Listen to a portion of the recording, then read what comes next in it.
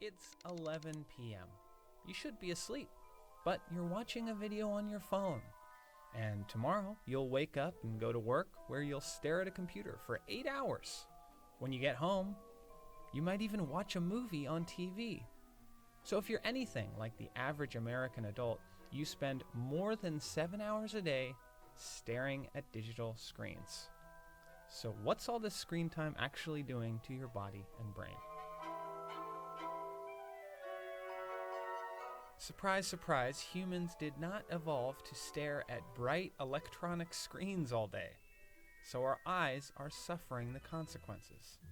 An estimated 58% of people who work on computers experience what's called computer vision syndrome.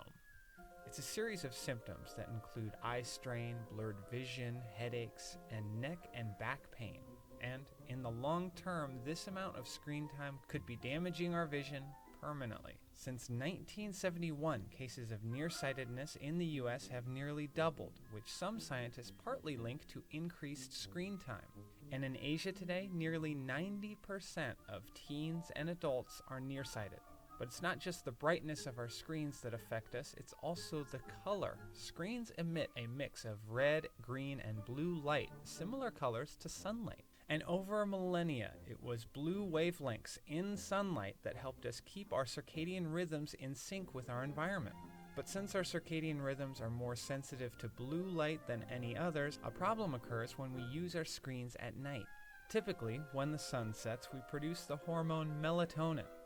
This hormone regulates our circadian rhythms, helping us feel tired and fall asleep.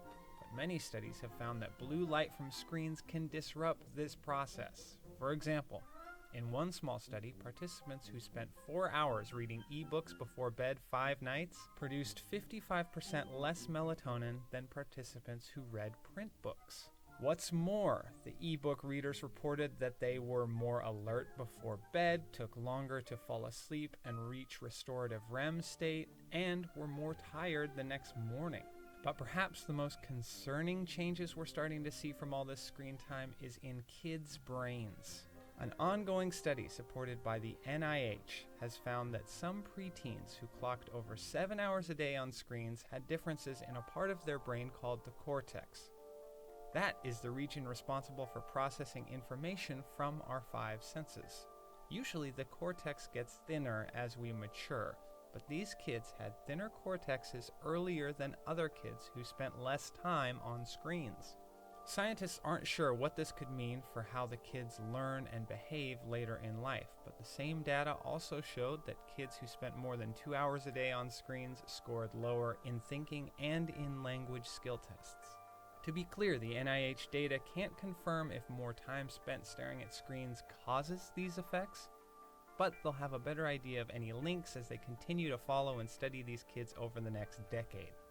It's no doubt that screens have changed the way we communicate, but only time will tell what other changes are on the horizon for humankind.